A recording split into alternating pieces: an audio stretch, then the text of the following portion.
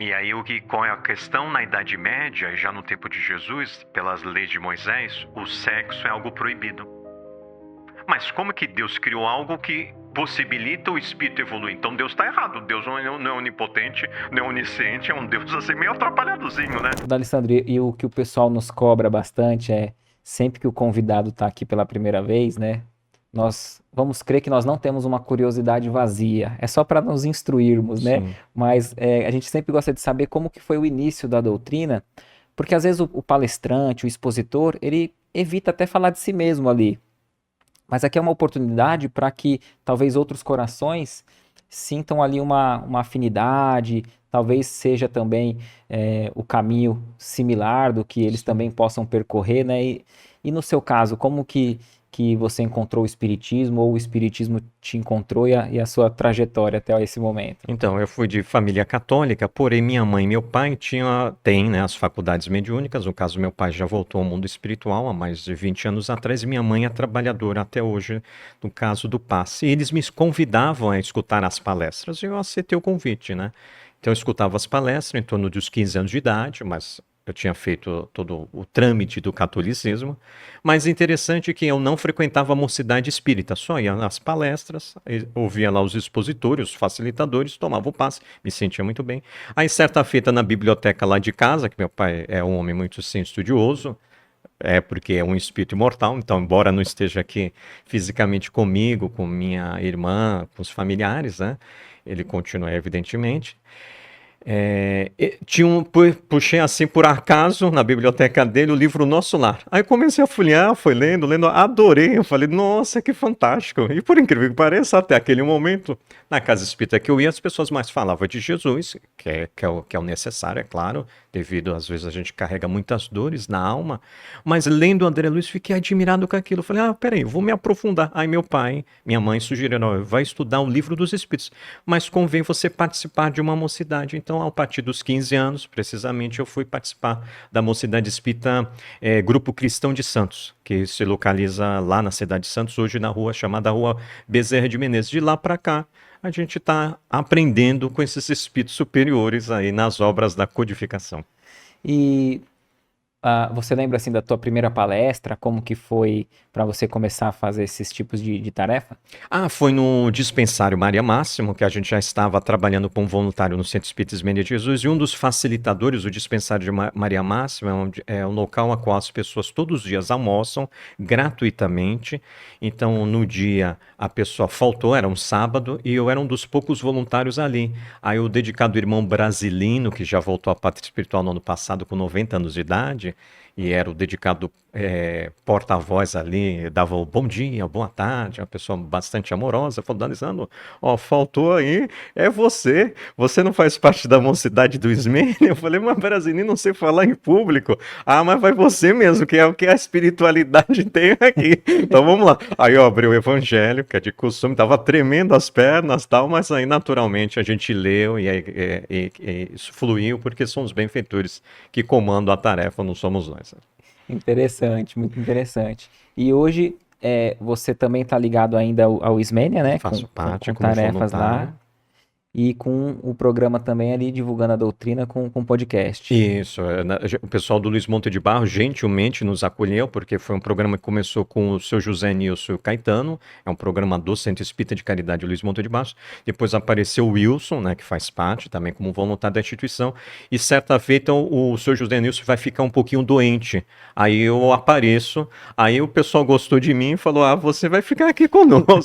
Não deixou mais você ir embora. Isso, aí ficou aí o quarteto lá, né? Então a gente está aprendendo lá com quem vem junto estudar conosco a doutrina dos espíritos. E esse tema, né, das leis divinas, por onde começar a compreender? Porque tá lá no livro dos Espíritos, né, lei divina ou lei natural, né? Por Isso. onde começar a compreender esse assunto? Então, como o mês de abril a gente lembra de pessoas queridas, como é o caso da semana passada do Chico Xavier, e daqui a pouquinho o Livro dos Espíritos, falei, nossa, abril é fantástico um dia para a gente analisar esse livro. Então, o Livro dos Espíritos, eu trouxe até o meu que está velhinho, que eu deu para perceber, que eu gosto muito. O senhor Allan Kardec tem a felicidade de ver 4 livros dentro do Livro dos Espíritos, que às vezes a pessoa fala Livro dos Espíritos, mas ele, por ser um homem de letras, né, da educação, o senhor Hipólito Leonid Tsar Rivaio, conhecido como Allan Kardec. Então, o livro primeiro é As Causas Primárias, o livro segundo, O Mundo Espiritual, o livro terceiro, As Leis Morais ou Leis Divinas, como você bem colocou, e o livro 4, Esperanças e Consolações. O livro terceiro já nos dá um norte para a gente, porque a questão 614 que começa já vai tratar da felicidade do ser humano. E a resposta é: quando o homem ele entende, sente, vivencia as leis divinas, ele já está desenvolvendo a virtude e felicidade. Quando, pelo movimento de livre-arbítrio, que é um instrumento de uma das leis divinas, leis de liberdade, ele não quer, vamos dizer, estudar, sentir e vivenciar as leis, pelo movimento de menosprezo ou esquecimento, que é a questão 621A, ele está distante da felicidade, ou seja, está distante de Deus, porque se a gente começa a ler o livro dos Espíritos, a questão número 9, vai nos tratar disso, que a maior obra do Criador são suas leis, que a gente é um reflexo dela. Nós fomos criados lá atrás, questão 23 do livro dos Espíritos, um princípio inteligente, então esse princípio inteligente é o átomo, né? Então a gente passa pelo reino mineral, vai para o reino vegetal, vai pelo reino animal. Não tem as leis divinas. É a lei do automatismo, é Deus que conduz. Quando entra no reino nominal, Deus colocou vamos dizer assim, um GPS dentro de nós, são as leis divinas, não é isso? E aí, quando a gente se aperfeiçoa, se transforma, se humaniza, na linguagem aqui do livro dos Espíritos, né, que são os Espíritos superiores, ao nos humanizarmos, a gente está preparado para entrar no último reino, que é do Mestre Jesus, que é o reino dos anjos. Né? Então, dentre as leis divinas, a lei de liberdade me possibilita isso, de eu conquistar as coisas. E ao conquistar, existem as leis para me facilitar. Então, dentro até desse capítulo ali da lei divina, tem o bem e o mal. Né? Isso. Então, o mal, na verdade, ele só surge quando surge em nós o livre-arbítrio. Porque antes a gente está muito próximo do que Deus espera de nós, né? Nós, quando eu digo, lógico, assim, do átomo aos animais, né? Eu entendo que eu não posso dizer que eu fui um animal, certo?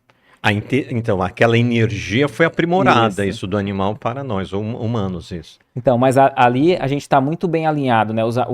Vamos dizer, os animais, as plantas, estão tudo bem alinhado com as leis divinas, então tudo é equilíbrio, tudo é bem. Isso. A partir do momento em que vem o homem com seu livre-arbítrio, surge o mal. Isso, então exatamente. Deus não criou o mal. Não, o Deus só cria o bom, o belo e o bem. Por isso que Jesus veio mostrar um Deus de amor, de misericórdia, diferente do Deus de Moisés, que teve uma nobre tarefa, mostrar um Deus único.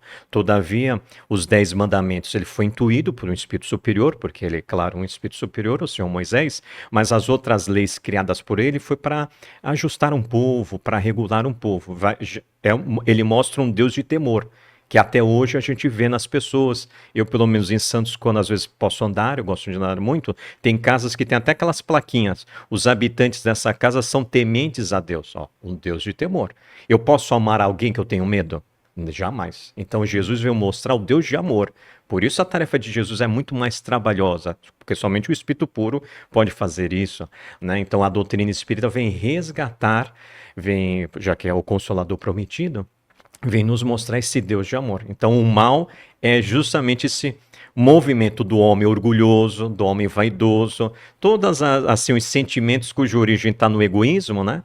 O culto ao ego é que vai dar surgimento a esse movimento de Deus lá e eu cá. E Jesus veio mostrar que Deus já está dentro de nós e a gente pode acioná-lo com o nosso coraçãozinho. Né? Por que Deus já não nos fez tão próximos da sua lei e sem que nós tivéssemos livre-arbítrio? Seria melhor? Exato. O preguiçoso. Imagina, o preguiçoso gosta disso, não é isso? Já pensou ficar numa ociosidade?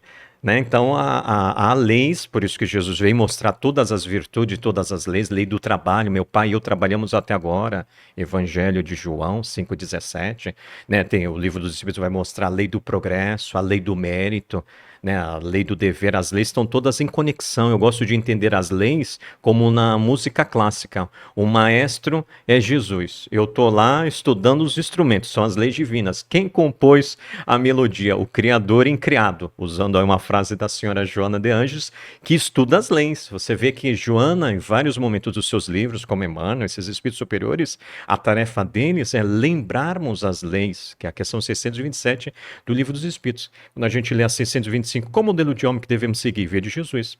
Quando a gente lê a 627, que a resposta é longa, mas quem está nos acompanhando com certeza vai ser fiel aos benfeitores, vai comprar o livro, folhear, uma partezinha da resposta está assim: muitos de vós não a conhecem, nem muito menos as praticam. Então a tarefa deles é sempre nos mostrar, né, as virtudes e as leis divinas. Então é por isso que é muito importante a gente, às vezes, comprar um livro do Emmanuel, folhear. Ah, mas eu não tenho condição de comprar. Então baixa gratuitamente. Quando você tiver uma condição, compra, porque você vai estar ajudando na divulgação não só da doutrina, mas que aquele dinheiro é convertido, às vezes, em obras de caridade, como a Federação Espírita Brasileira possui, né? Até no livro da Joana de Ângeles, Vida Feliz, no início, né, você falando, ela diz assim, ó, nós não viemos trazer novidades. Aqui esse livro contém 200 mensagens, mas que já são mensagens do Evangelho. Então ela já é o Evangelho ali, só que reescrito com outras palavras. Não que ela tivesse a pretensão de reescrever o Evangelho, não é isso. Mas talvez nesse sentido de nos relembrarmos o caminho do Cristo, para que a gente possa fazer a nossa parte, porque eles podem fazer até um certo ponto, né, D'Alessandro? Agora, a força de vontade aí é só com cada indivíduo, né? Exatamente, eles já estão na nossa frente seguindo o Cristo. Eu gosto de fazer essa analogia, se é um caminho, porque Jesus vai dizer no Evangelho de João 14,6, eu sou o caminho, a verdade e a vida. Ninguém chegará ao Pai se não passar por mim. Então ele vai mostrar qual o caminho, as virtudes, a verdade, as leis divinas, né? A vida, ele veio trazer uma vida com abundância. Eu estou no mundo, não sou do mundo. Eu não vim para sofrer. Como às vezes a gente aprende equivocadamente dentro do movimento espírita, que é que cabe uma distinção. Doutrina espírita é o espírito de verdade, os espíritos superiores que coordenam o Consolador Prometido. O movimento espírita somos nós, seres encarnados, que trazemos as nossas tendências das últimas existências, né? Então, é muito importante que Joana e outros mostram isso. Eles estão na nossa frente, na prática de virtudes, porque às vezes aceitaram o convite amoroso do mestre lá atrás. Joana mesmo, quem teve a oportunidade de ler o livro Boa Nova, ela está num dos capítulos, Joana de Cusa. Então, lá atrás, ela como seguidora do cristianismo, seu marido era uma pessoa de muitas posses, então ela queria um diálogo, uma entrevista com Jesus, porque ela queria se divorciar. É claro aqui que eu não vou fazer spoiler, né? Porque quem está nos acompanhando vai ser fiel, vai comprar o livro. Mas o interessante é que ela se aproximando de Jesus, ela toma um susto porque Jesus fala, sem ela se apresentar, Joana que vens. E ela toma um susto. E ela fala, mas tu sabes o meu nome? Ele fala, das ovelhas que o Pai me deu, eu sei todas pelo nome.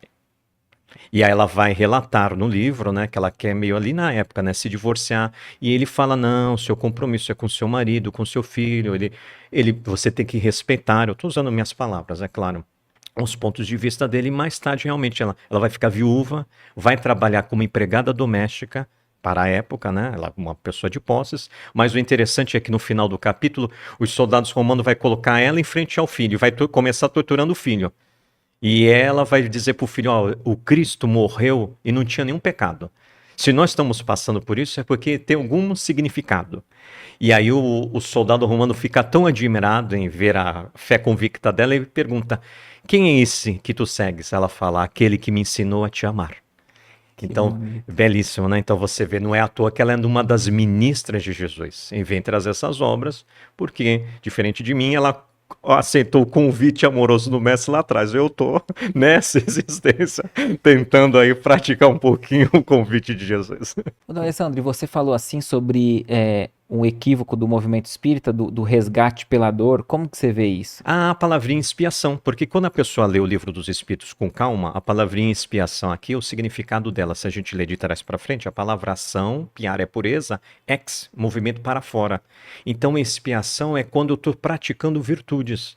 Por isso que depois, no livro Céu e Inferno, no capítulo 18, o Código Penal da Vida Futura, o senhor Allan Kardec ensina arrependimento, vírgula, expiação e reparação constituem os 3 elementos para anular uma falta. Então há uma lei divina, a lei da reparação. Então, o livro dos Espíritos vai mostrar que a palavrinha expiação, o seu sentido estrito da palavra é algo positivo, eu praticar virtudes. Só que podemos ter uma certa elasticidade na palavra, é quando eu estou numa condição de muito orgulho, vaidade, eu não quero, vamos dizer assim, praticar virtudes. Aí a expiação é aquilo que o movimento espírita normalmente generaliza, que é o sofrimento. Então eu resgato algo não pelo, vamos dizer assim, amor. Eu tenho que passar pela dor. A dor serve como um alerta para eu voltar ao caminho da minha evolução, que só é único, o amor. Então, às vezes, a gente vê no movimento espírita, assim, alguns facilitadores, uns ex-padres do passado, freiras, que do púlpito apresentam um Deus de temor, essa expiação do sofrimento. Você está aqui para sofrer. Né, porque ele ainda não ressignificou. Ou ele não leu aquela obra de Humberto de Campos, intitulado Pontos e Contos, que tem um capítulo muito interessante, Provas da Paciência. Ele vai mostrar que a Leonarda vai encarnar. E seu anjo de guarda Lucinda, como todo anjo de guarda, fica nos assessorando intuitivamente, à distância. Pois bem, o compromisso da Leonarda é desenvolver a virtude de paciência. E está lá na obra. A Leonarda vai casar com Cristóvão, um homem espiritualista, então não precisa ser espírita. Precisa só seguir o Cristo. Vai ter 3 filhos. Mas diante dos convites amorosos da vida, ela falava para ela mesma, Leonardo, eu não tenho paciência. Aí eu tenho que sofrer. Quando ela desencarna e morre, porque morreu o fenômeno biológico, desencarnar o fenômeno espiritual, ela vai ver depois a Lucinda. Ela faz 3 perguntas. A primeira pergunta passei por as provações. Aí respondeu o anjo de guarda dela, Lucinda, mas não foi aprovada. Mas eu sofri muito. Mas você não aprendeu com os sofrimentos. E aí tem a terceira pergunta que o web telespectador vai ser fiel. Vai pegar lá no livro. Mas é só para mostrar para nós que a Leonarda, como vamos dizer assim, uma pessoa espiritualista, ela estava presa nessa visão que o sofrimento traz evolução. Não. Se o Deus é de amor, quem traz a evolução é a virtude de amor. Não é a virtude de sofrimento, que é nada mais um movimento do egoísmo, do orgulho, da vaidade, 3 pontinhos.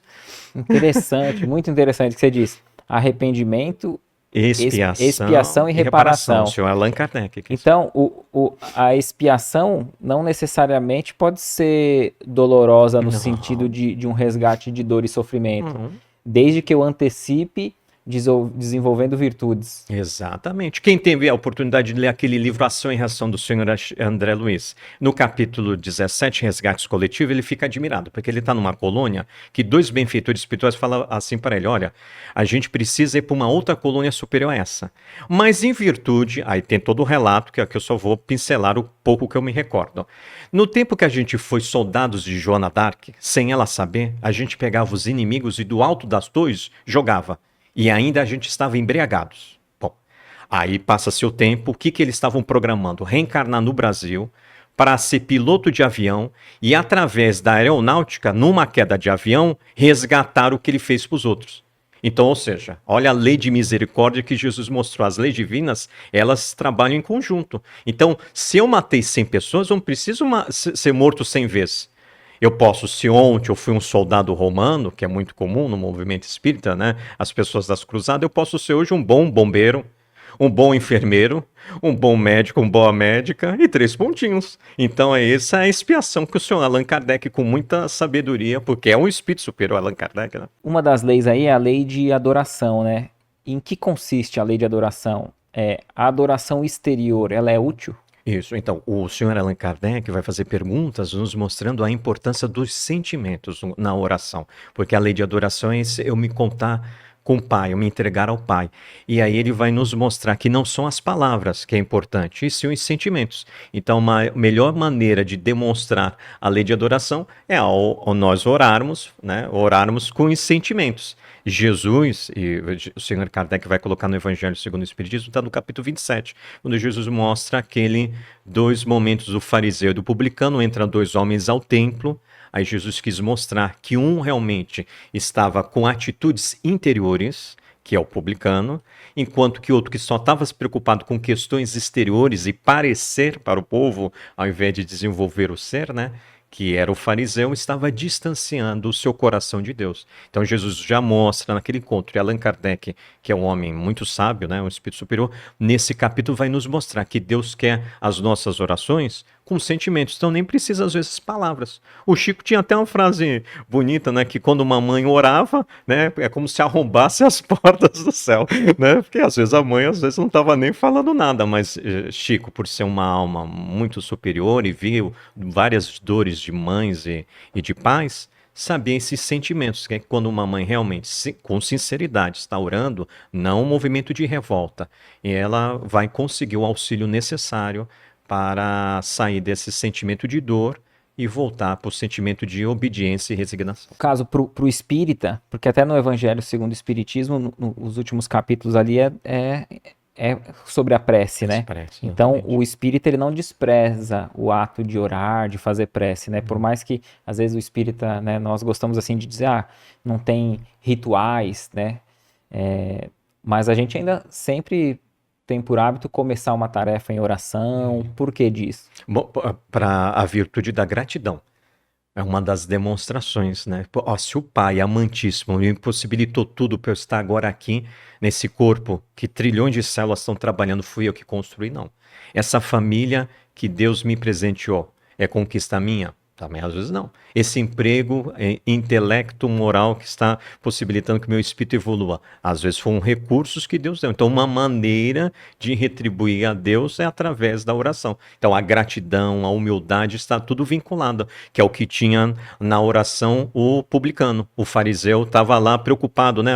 Eu pago o dízimo, eu não sou como esses ladrões de 3 por dia. Ele estava mais preocupado com questões exteriores do que a sua essência. Então, por isso que ele não se ligou na condição de filho de Deus ao Pai amantíssimo naquele momento. Então foi uma maneira didática, né, já que Jesus é mestre, para nos chamar a atenção. Olha, onde você estiver, com quem estiver, em qualquer instante, você pode orar ao Pai, esse Pai amoroso vai te sustentar.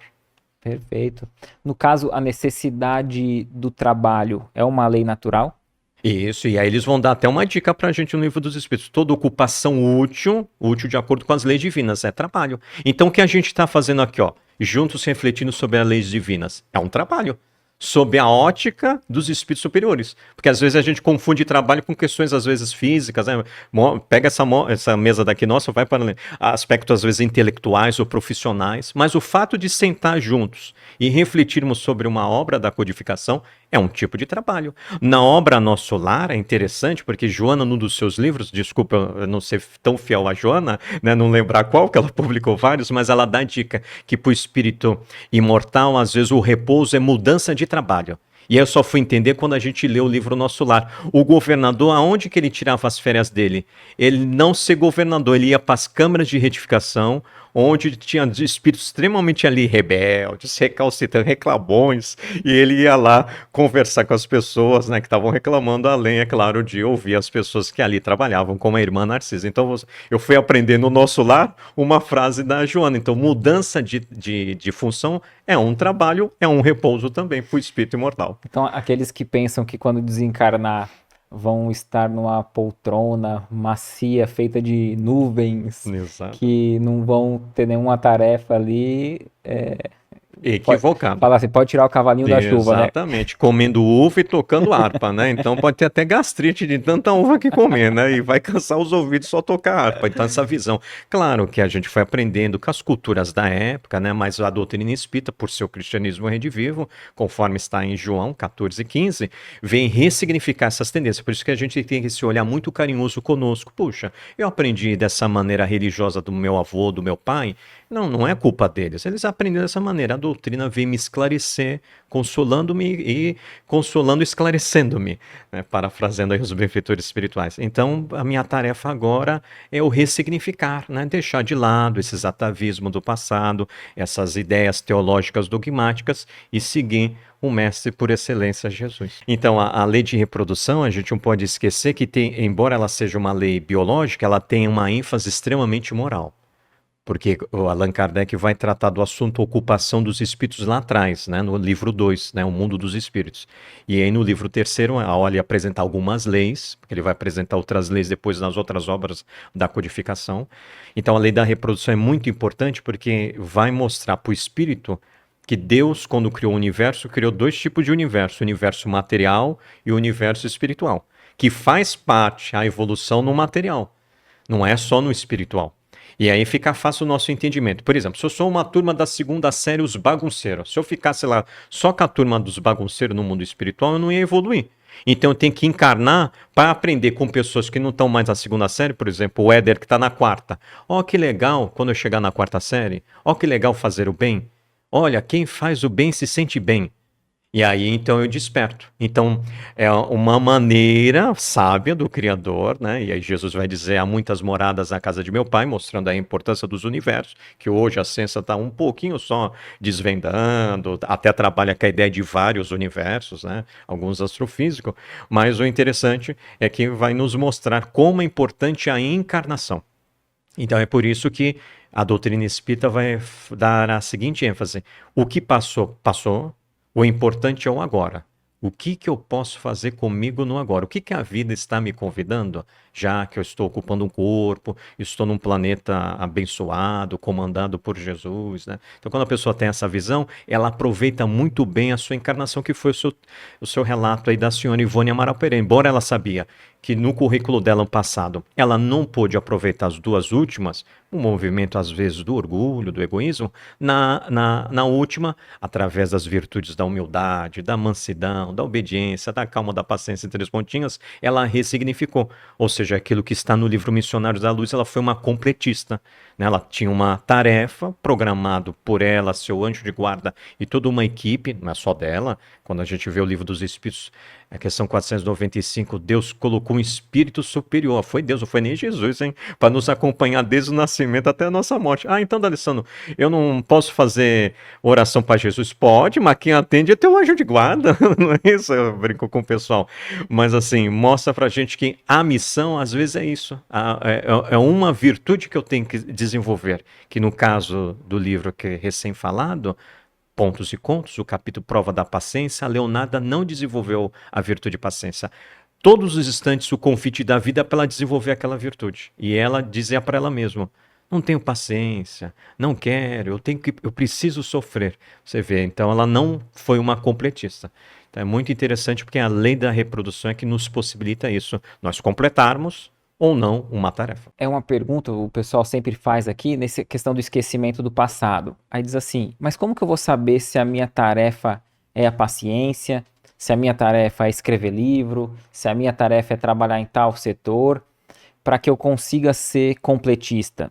Eu preciso orar para o meu benfeitor espiritual, para o meu anjo da guarda, para ele vir me orientar. Eu preciso procurar um médium para que através do médium o espírito venha e fale o caminho que eu tenho que seguir. Como que a gente consegue estar mais alinhado com a nossa missão, seja ela grandiosa ou não, mas que a gente não venha a chegar no plano espiritual e vir um mentor, a mentora e falar, como se fosse aquele jogo do tabuleiro, né? Volte uma casa, retorna.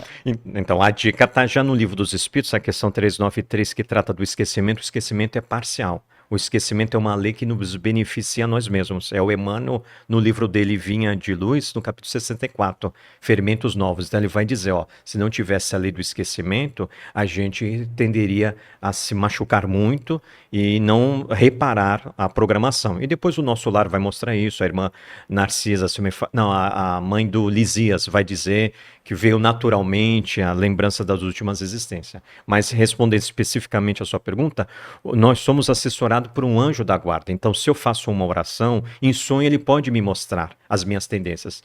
E o melhor, a vida. Já que tem um Pai amantíssimo, há uma providência divina sempre nos trazendo aquilo a qual eu fui programado. Então vamos pegar como exemplo. Se na última existência eu tive um cargo muito importante que dava ordem para os outros, por exemplo. Qual é a tendência hoje? Eu às vezes pedia para ressignificar. Então por que eu recebo tanta ordem hoje, começando na família? A esposa falando, faz aquilo outro. Às vezes a filha, pai, faz aquilo outro. Depois no serviço, aquilo outro. Ou seja, está nos mostrando que o meu vício moral do passado foi o orgulho.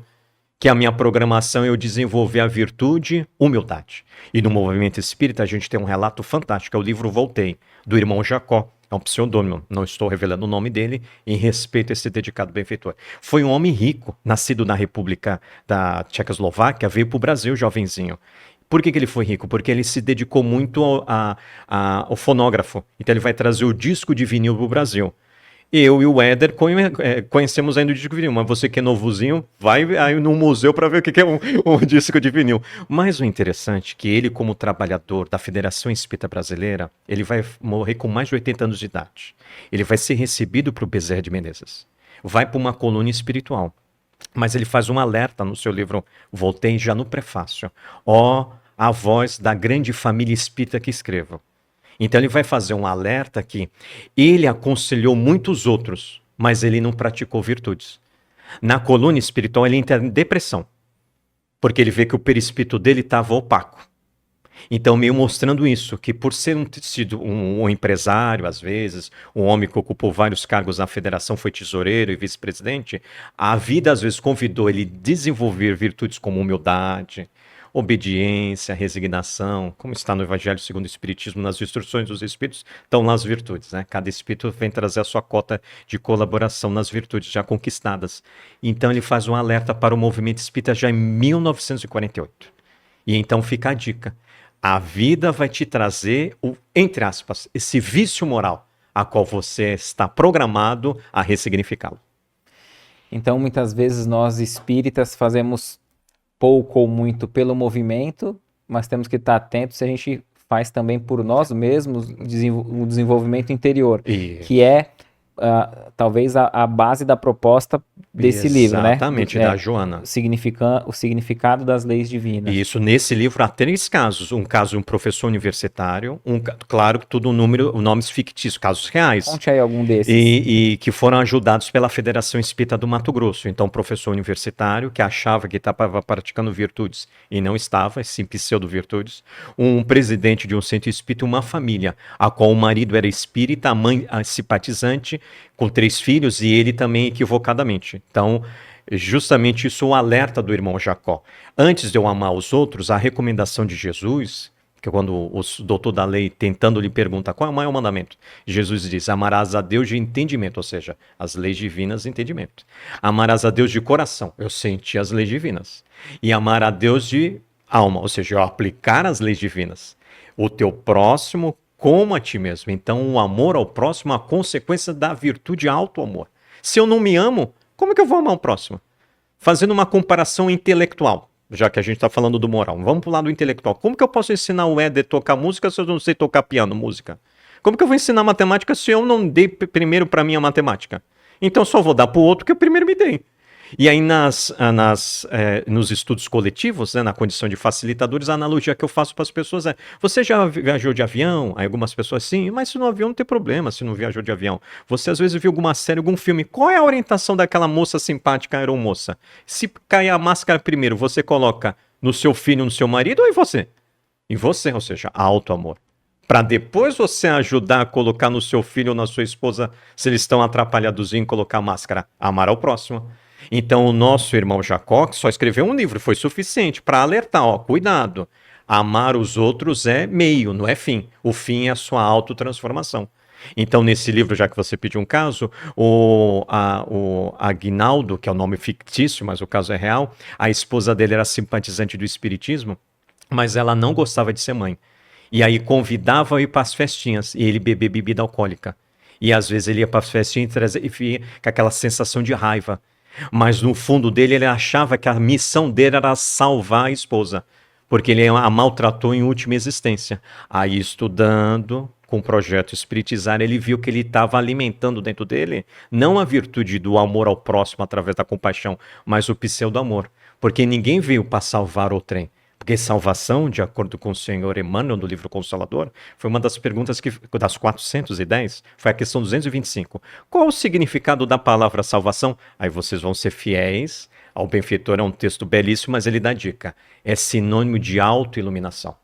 Então a gente entende quando Kardec coloca no Evangelho segundo o Espiritismo, no capítulo 15, fora da caridade, ou seja, virtudes, não há salvação, não há a minha autoiluminação. Dentro dessa questão da lei de reprodução, a reprodução humana é uma lei natural. Nós evitarmos ela através de métodos contraceptivos ali, a gente está indo contra uma lei natural? o sexo deveria ser só para reprodução? Como que a gente pode entender isso? Isso, boa pergunta, que é a Joana de Ângeles que vai ensinar nas suas obras. Então, quem tiver a oportunidade de ler a obra, se me falha a memória dela, Em Busca da Verdade, ela vai ensinar esse sentimento que a gente aprendeu devido à teologia dogmática da culpa. Então, quando eu faço auto-julgamento, autocondenação e autopunição, isso é culpa. E aí, qual é a questão na Idade Média, e já no tempo de Jesus, pelas leis de Moisés, o sexo é algo proibido. Mas como que Deus criou algo que possibilita o espírito evoluir? Então Deus está errado. Deus não é onipotente, não é onisciente, é um Deus assim meio atrapalhadozinho, né? Então o ato sexual que aproxima os corpos deve estar antes os sentimentos da afetividade, o sentimento da gratidão. Então tem que ser antes as virtudes. Então eu posso até aproximar os corpos, mas eu tenho que pensar como espírito mortal. Eu estou aproximando as almas, porque é o amor que liga as almas, não é o sexo. E a gente vê aí pela mídia, né? Então, quando a pessoa faz algo, e é claro, usando os métodos, já que a ciência mostra a importância de não transmitir doenças, né? A questão de organizar uma família, então eu estou usando a inteligência aliado à moral. Agora, é diferente de eu ir para uma balada, que eu até falo para os meus alunos, meus entre aspas, né? Ó, você vai pra balada, mas não precisa vir com a alma balada, né? Porque você pode cantar, dançar, se divertir e até paquerar, mas não precisa se drogar. E às vezes a pessoa, num relacionamento sexual, só pensando nos instintos, né? Ao invés dos sentimentos, ela usa a pílula do dia seguinte. O que ensina, então, a doutrina espírita, principalmente a Associação Médica Espírita do Brasil? Aí sim uma atitude imatura, porque a pessoa está indo contra as leis divinas, pelo seu movimento de orgulho, seu movimento de egoísmo. Então, ter a atitude que é prazerosa, né, que na Idade Média foi até proibida. Não sei se você sabe, os monges nem colocavam sal na comida para não ter prazer. Olha. Porque para eles achavam que a evolução é não ter prazer. Mas se Deus criou o prazer como manifestação do espírito imortal, né? Agora, claro, tem os prazeres egóicos e tem os prazeres do espírito mortal, e dentre elas é a gratidão. Olha o Chico Xavier quando via uma rosa e conversava com ela, que o Divaldo tinha dificuldade no campo quando assim a libido estava mais acentuada, foi pedir ajuda para Chico, e Chico vai dizer uma dissertação belíssima sobre as rosas, vai explicar que o Divaldo poderia canalizar essa energia desse segundo centro de força, que é o centro genésico, para as virtudes da gratidão, para a instrumentação com os benfeitores espirituais. E ele o fez, porque ele estava na programação de Divaldo, o não casamento. O casamento tem nada a ver com a programação, mas no caso dele, sim. Porque às vezes as pessoas estão mais assistindo ao Bezerra de Menezes, que casou até 2 vezes. Isso. Né? Então, para ser trabalhador do Cristo, o Cristo não fala você é casado ou não é casado. Mas o Cristo faz um alerta, né, todos os momentos, e principalmente se a gente vai no Sermão do Monte, no Evangelho de Mateus 5:27, quando falou, foi dito aos antigos, não adulterarás. Olha lá ele falando, ó, os antigos aprenderam com a lei de Moisés os 10 mandamentos que o homem não pode desrespeitar sua esposa. Porque só há um adultério quando 2. Né? Mas eles não estavam respeitando. Então Jesus fala, não adulterarás, não cobiçarás a mulher, aí está em 28. Então Jesus, com a sua sabedoria, que né, um espírito puro, um espírito que é um espírito crístico, vai nos mostrar isso, a importância de você unir o sexo, né, os sentimentos, e não o que às vezes a gente vê na mídia, né, essa banalização do corpo humano, e as pessoas vão se tornando coisas, né? É triste, né? Por que a lei de conservação seria uma lei natural? Porque está associado à sustentação do nosso corpinho físico, né? Então, uma das leis, a lei da conservação, está relacionada a como é importante o instinto, porque o instinto é uma maneira de inteligência. Então, a lei da conservação, além das perguntas do senhor Allan Kardec no Livro dos Espíritos, é bom quem está nos acompanhando depois ler a obra A Gênese, que ali já no começo dos capítulos, se me falha a memória, o capítulo 3º, ele vai mostrar a diferença entre o instinto, que é uma inteligência, da inteligência cognitiva nossa, e hoje, com o avanço da psicologia, que Joana apresenta em suas obras, a inteligência emocional, a inteligência consciencial.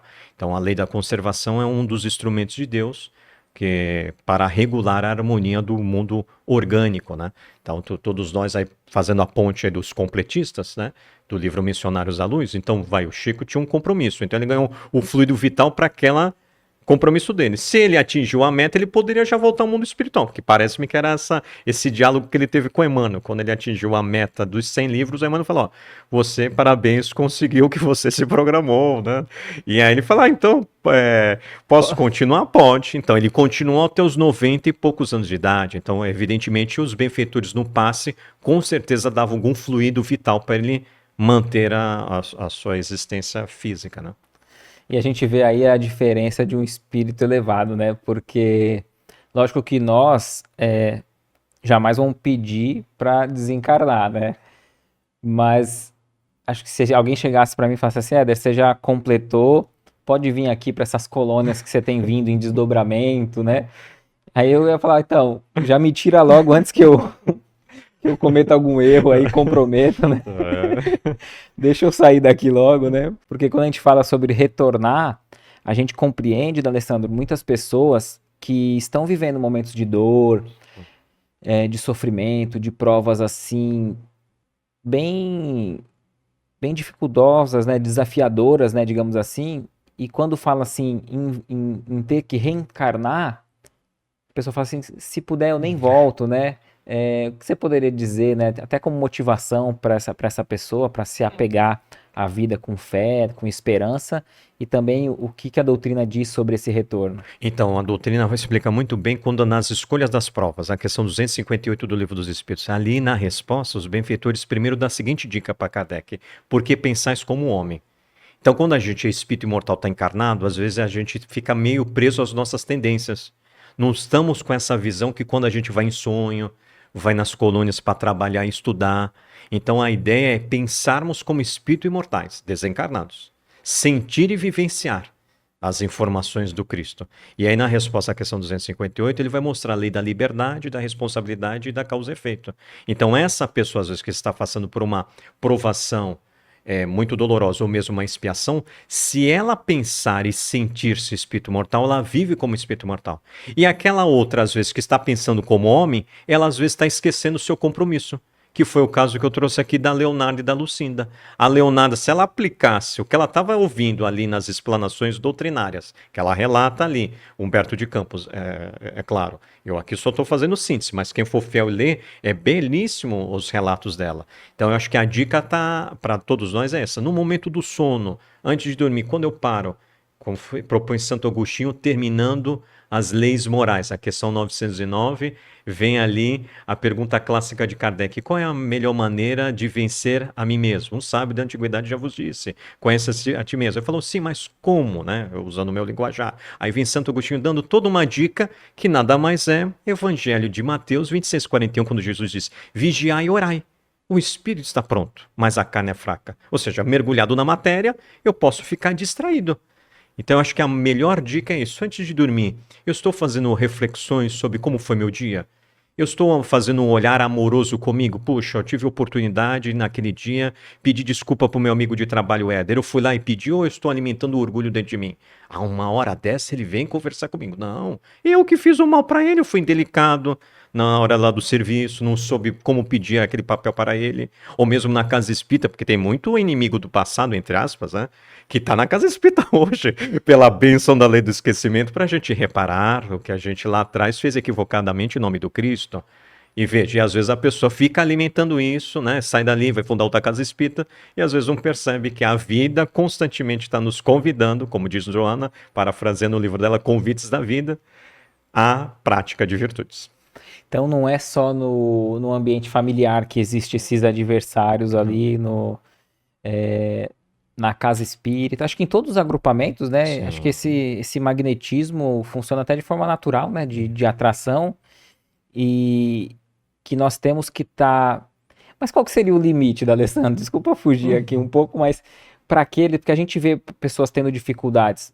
Vamos por assim, num trabalho, pô, aqui não tá legal, tá me fazendo mal, num trabalho profissional mesmo. Eu vou para outro.